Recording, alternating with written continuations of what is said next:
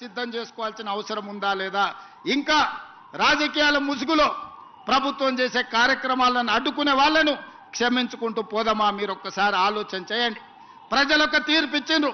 5 సంవత్సరాలు ఎవరు పరిపాలన సాగించాలో ప్రజలు ఆమోదం తెలిపిండ్రు. 5 సంవత్సరాల కోసం ప్రజలు ఎన్నుకున్న ప్రభుత్వాన్ని పని చేయనీయకుండా ప్రతిరోజు కోర్టులో లిటిగేషన్ వేసి పనులు చేస్తున్న వాళ్ళ మీద బురద జల్లి ఈరోజు నగర అభివృద్ధిని అడ్డుకోవాలనే ప్రయత్నం చేస్తున్నారు. ఇవాళ ఫైనాన్షియల్ డిస్ట్రిక్ట్ అభివృద్ధి అయితే దాదాపుగా 10 లక్షల మందికి ఉద్యోగాలు వచ్చినాయి. ఈరోజు ఇక్కడనే దుర్గం చెరువు పక్కన నాలెడ్జ్ పార్క్ వస్తే 5 లక్షల మందికి ఉద్యోగాలు వచ్చినాయి. అందుకే ఈరోజు గచ్చిబౌలి స్టేడియం పక్కన ఒక 400 ఎకరాలలో అభివృద్ధి చేస్తే ఇంకొక 5 లక్షల మందికి ఉద్యోగాలు కల్పించాలి, 1,00,000 కోట్లు పెట్టుబడులు తీసుకురావాలని విదేశీ పర్యటనలు చేసి అమెరికా, జపాన్, సౌత్ కొరియా లాంటి, సింగపూర్ లాంటి దేశాలలో పర్యటన చేసి దాదాపుగా 2,25,000 కోట్ల రూపాయలు పెట్టుబడులను ఆకర్షించి ఇవాళ సంస్థల్ని ప్రారంభించడానికి ప్రయత్నం చేస్తే ఈ రోజు పానకంలో పుడకలాక దాన్ని అడ్డుకున్నారు. ఇది తాత్కాలికమే. ఆ భూమి 2002-03లో ఎవరికో ప్రైవేటు వ్యక్తులకు కేటాయిస్తే 2024లో సుప్రీంకోర్టు వరకు వెళ్ళి కొట్లాడి 20 సంవత్సరాల పోరాటం తర్వాత ఆ భూమిని వెనక్కి రాష్ట్ర ప్రభుత్వానికి తీసుకొచ్చినాం. ఈరోజు ఎవరో కొందరు అవాంతరాలు అడ్డంకులు కల్పించినంత మాత్రాన ప్రభుత్వం వెనక్కి తగ్గదు. చట్టసభలలోనే కాదు, న్యాయస్థానాలలో న్యాయం కోసం కొట్లాడి ఆ స్థలాన్ని మళ్ళీ వెనక్కి తీసుకొచ్చి పెద్ద ఎత్తున ఐటీ కంపెనీలను అక్కడ ప్రారంభించడమే కాదు, లక్షలాది ఉద్యోగాలను కల్పించే ప్రయత్నము మన ప్రభుత్వం చేస్తుంది. ఇదే కాదు, ఇవాళ జంట నగరాలలో ఉన్న కాలుష్యాన్ని మనం తగ్గించుకోవాలి. ఇవాళ కాలుష్యమే యమపాశమై మన ప్రాణాలు తీసుకుంటుంది. ఇవాళ చాలామంది మీరు చూస్తున్నారు నగరంలో కాలుష్యం ఎట్లా పెరుక్కుంటూ పోతుందో. అందుకే నాలాల అడ్డంకులు తొలగిస్తున్నాం, చెరువుల కబ్జాలకు విముక్తి కలిగిస్తున్నాం, రోడ్ల వెడల్పు కార్యక్రమాలు చేస్తున్నాం, ఫ్లైఓవర్ బ్రిడ్జ్లు కడుతున్నాం, అండర్ పాసులు కడుతున్నాం. ఈరోజు ఎక్కడ ఏమి కావాలన్నా రాబోయే 100 సంవత్సరాలకు ఈ నగరం ఏ విధంగా ప్రజలకు ఉండాలో ఈరోజు బ్రహ్మాండమైన ప్రణాళికలతో ముందుకు వస్తున్నాం. మా మిత్రులు పొన్నం ప్రభాకర్ గారికి నేను ఆదేశాలు ఇచ్చిన, నగరంలో ఆర్టీసీ బస్సులు, డీజిల్ బస్సులు ఎక్కువ కాలుష్యాన్ని వెదజల్లుతున్నాయి. ఈ నగరంలో 3,000 ఆర్టీసీ బస్సులు తిరుగుతున్నాయి. ఈ డీజిల్ 3,000 ఆర్టీసీ బస్సులను ఔటర్ రింగ్ రోడ్డు లోపల వద్దు, బయటికి జిల్లాలకు తరలించండి. ఈ నగరంలో మొత్తం 3,000 ఎలక్ట్రిక్ వెహికల్స్, ఎలక్ట్రిక్ ఆర్టీసీ బస్సులను మీకు ఇస్తామని చెప్పి కేంద్ర ప్రభుత్వంతో మాట్లాడి రాబోయే సంవత్సరం లోపల నగరంలో మొత్తం డీజిల్ బస్సులను నగరం అవతలికి తరలించడమే కాదు, 3,000 ఎలక్ట్రిక్ బస్సులను నగరానికి అందించి కాలుష్యాన్ని తగ్గించే ప్రయత్నం చేస్తాం. ఇదే కాదు, ఈరోజు ఆటోలలో కూడా డీజిల్తో పాటు కిరోసిన్ లేకపోతే పెట్రోల్తో నడుపుతున్నారు. ఇవి కూడా కాలుష్యం పెంచుతున్నాయి. అందుకే నగరంలో ఆటోల కొనుగోలుని గత ప్రభుత్వం నిషేధించింది. కానీ నేను వచ్చిన తర్వాత నిషేధాన్ని సడలించి ఎలక్ట్రిక్ ఆటోలు కొనుక్కున్నా, లేకపోతే మన సిఎన్జి ఆటోలను కొనుక్కున్నా, మళ్ళా ఆటో కార్మికులకు కొత్త ఆటోలు కొనుక్కోవడానికి ఈరోజు అనుమతిస్తున్నాం. ఇవాళ ఆటో కార్మికులకు నేను విజ్ఞప్తి చేస్తున్నా, మీ డీజిల్ ఆటోలను తీసేయండి, ఎలక్ట్రిక్ ఈవీ ఆటోలు కొనుక్కోండి. ప్రభుత్వం వైపు నుంచి కూడా మీకు సహకారం అందించే బాధ్యత తీసుకోవడం. అదేవిధంగా ఊబర్, ఓలా, ఆర్టీసీ మీ ట్యాక్సీలు నడుపుతున్న కార్ల వాళ్ళకు కూడా ఈరోజు ఏ కారు కొనుక్కున్నా ₹1 కూడా రిజిస్ట్రేషన్ ఛార్జెస్ వాటి మీద పన్నులు లేవు. ఈరోజు ఎలక్ట్రిక్ వెహికల్స్ ఎవ్వరు కొనుక్కున్నా, అదానీ, అంబానీలు, టాటాలు, బిర్లాలు హైదరాబాద్లో ఎలక్ట్రిక్ వెహికల్ కొనుక్కున్నా వాళ్ళ మీద ₹1 కూడా పన్ను లేదు. 100% పన్ను రద్దు చేసినాం. ఎందుకు అంటే ఈరోజు కిరాయికి నడిచే ఊలా, ఊబరే కాదు, పెద్ద పెద్ద బిర్లాలు, టాటాలు కూడా ఈరోజు ఈ నగర కాలుష్యాన్ని తగ్గించాలంటే పెట్రోల్, డీజిల్ కార్లు కొనొద్దు అని ఈరోజు ఈవీ వెహికల్స్కి ట్యాక్స్ ఫ్రీ చేసినాం. దేశంలో ఎక్కడ లేదు ఈ విధానం. అందుకే ఈరోజు నగరంలో కొనుక్కునే ప్రతి వెహికల్ ఈవీ వెహికల్ కొనుక్కోండి, మీకు ₹1 కూడా పన్ను పడదు.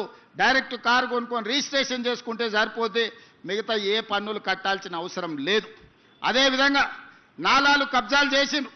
దాంతో వర్షాలు వచ్చినప్పుడు మురుగునీరుతో పాటు వర్షపు నీళ్ళన్నీ అడ్డం పడుతున్నాయి. ఇవాళ చిన్న వర్షం వస్తే రోడ్ల మీద నడుముల లోతు నీళ్లు నిలబడుతున్నాయి. ఎక్కడికక్కడ చెరువులు కబ్జా అయినాయి, నాలాలు కబ్జా అయినాయి. మరి నీళ్ళు ఎక్కడికి వెళ్ళాలి? నీళ్లు ఉండాల్సిన ప్రదేశంలో మనం అపార్ట్మెంట్స్ కట్టుకుంటే మనం ఉండాల్సిన ప్రాంతాన్ని నీళ్లు ఆక్రమించుకుంటున్నాయి. నీళ్లు రోడ్ల మీదకి రాలే. నీళ్లు ఉండాల్సిన చెరువులను, కుంటలను, నాలాలను మనం కబ్జా పెట్టుకుంటే ఆ నీళ్లు ఎక్కడికి పోవాలనో తెలవక నగర రోడ్ల మీదకి నీళ్లు వస్తున్నాయి. అందుకే ఈరోజు హైడ్రా ద్వారా అన్యాయంగా ఆక్రమించుకొని ఈ చెరువులలో కడితే వాటిని తొలగించే ప్రయత్నం చేస్తున్నాం. ఆ మధ్యకాలంలో మీరు చూసి ఉంటారు, అక్కినేని నాగార్జున గారు కన్వెన్షన్ విషయంలో ప్రభుత్వం తొలగించింది. తర్వాత నాగార్జున గారు గుర్తించి వారే స్వయంగా ముందుకొచ్చి 2 ఎకరాలు అక్కడ చెరువుకు స్వయంగా వారే నన్ను కలిసి అప్పచెప్పి నగర అభివృద్ధిలో నేను ఒక హీరోగా ముందుంటా, మీరు ఒక మంచి సంకల్పంతో ఈరోజు ఆ చెరువును మీరు అభివృద్ధి చేస్తున్నారని చెప్పి 2 ఎకరాల స్థలాన్ని నాగార్జున గారు వాలంటీర్గా ముందుకొచ్చి ఈరోజు మనకు వారు హ్యాండ్ ఓవర్ చేయడం జరిగింది. ఈరోజు బతుకమ్మ కుంట వి హనుమంతరావు గారు ఎప్పుడు అంబర్పేట చౌరస్తాలో బతుకమ్మ కుంట గురించి 40 ఏళ్ళు కొట్లాడాడు. 40 ఏళ్ళ కేసును హైకోర్టులో కొట్లాడి ఇవాళ బతుకమ్మ కుంటను 6 ఎకరాలు బీఆర్ఎస్ నాయకులు ఆక్రమించుకుంటే ఆ కబ్జా నుంచి విడిపించి ఇవాళ బతుకమ్మ కుంటను తయారు చేస్తున్నాం. వచ్చే బతుకమ్మ కుంట అంబర్పేటలో మా ఆడబిడ్డలతో ఆడిపించే కార్యక్రమాలు తీసుకెళ్తున్నాం. ఇవాళ మిత్రులారా, కోర్ అర్బన్ రీజన్ కావచ్చు, సెమీ అర్బన్ రీజన్ కావచ్చు, రూరల్ తెలంగాణ కావచ్చు, ఒక ప్రణాళికబద్ధంగా డిసెంబర్ 9 లోపల మన విజన్ డాక్యుమెంట్ను రిలీజ్ చేసి తెలంగాణని 100 సంవత్సరాలకు అవసరమైన అభివృద్ధి కోసం ఈరోజు ప్రణాళికలు చేస్తున్నాం. ఇదే కాదు, అక్కడ ఎయిర్పోర్ట్ ఉంది, ఇక్కడ నగరం ఉంది, కానీ ఎయిర్పోర్ట్కి అవతలి వైపు విశాలమైన లక్షలాది ఎకరాల భూములు ఉన్నాయి. అందుకే అక్కడ 30,000 ఎకరాలల్లా భారత్ ఫ్యూచర్ సిటీ అని ఒక గొప్ప నగరాన్ని నిర్మించాలని ఎయిర్పోర్ట్ నుంచి మెట్రో రైలుతో పాటు పెద్ద హైవే కారిడార్స్ వేసి ఈరోజు ఒక నగరాన్ని మనం నిర్మించుకోబోతున్నాం.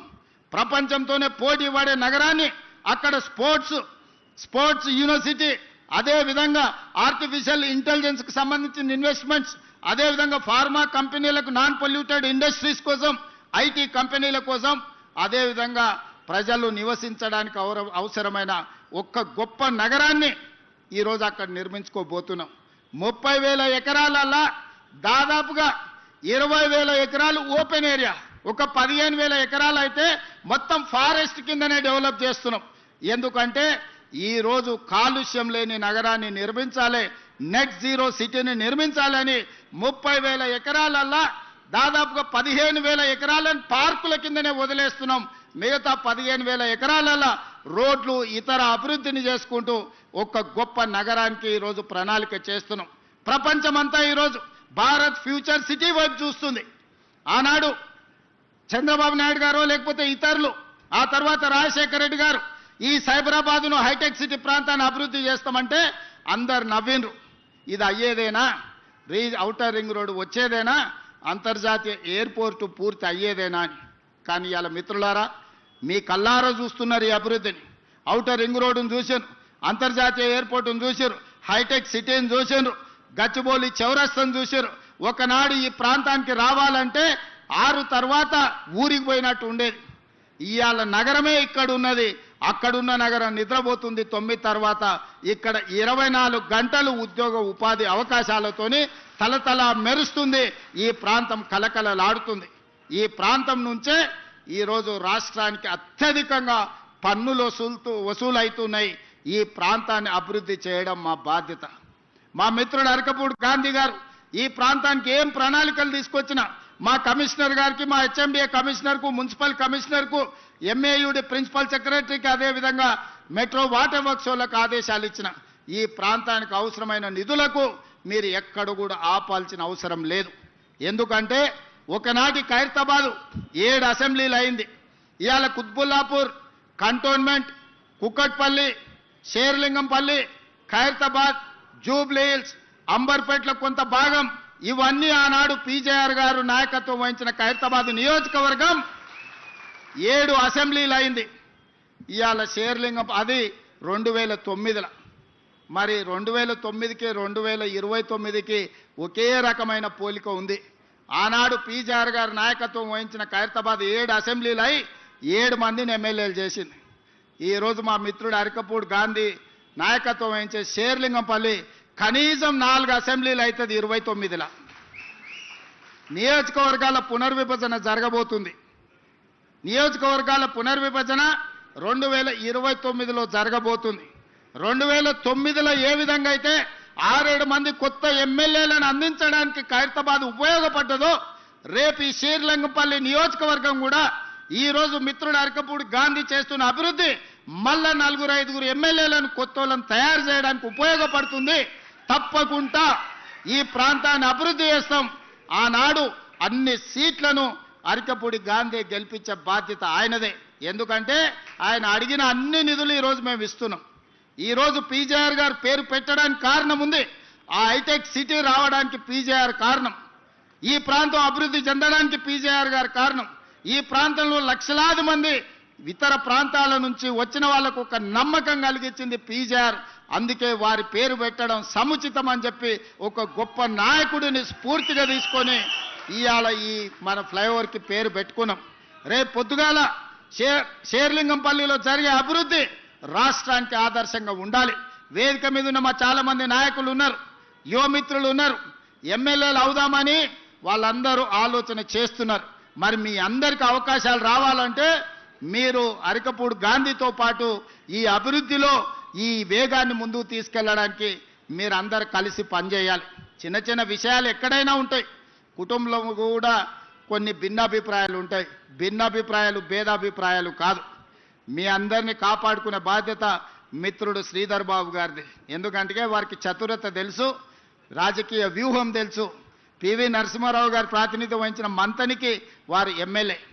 మొదట పివి నరసింహారావు గారు, ఆ తర్వాత శ్రీపాదరావు గారు, ఆ తర్వాత శ్రీధర్ బాబు గారు మంతని నుంచి రాష్ట్రానికి దేశానికి సేవలు అందించారు. మరి వారి నుంచి వారు ఎంతైనా నేర్చుకొని ఉంటారు కదా. అందుకే రంగారెడ్డి జిల్లాకు వారిని ఇన్ఛార్జ్ మంత్రిగా ఈరోజు నియమించినాం. షేర్లింగంపల్లిలో ఏ సమస్య ఉన్నా మీరు వారి దగ్గరికి వెళ్ళి కూర్చోండి, వారి పరిష్కరిస్తారు. ఈ ప్రాంత అభివృద్ధి నిధుల కోసం ఏమున్నా వారు ఎండార్స్ చేసిందంటే ఒక్క నిమిషం ఆపకుండా మంజూరు చేసే బాధ్యత నాది. అందుకే మిత్రులారా, మీరందరూ అభివృద్ధిలో భాగస్వాములు కాండి. మీ రాజకీయ భవిష్యత్తుకు నాది పూచి.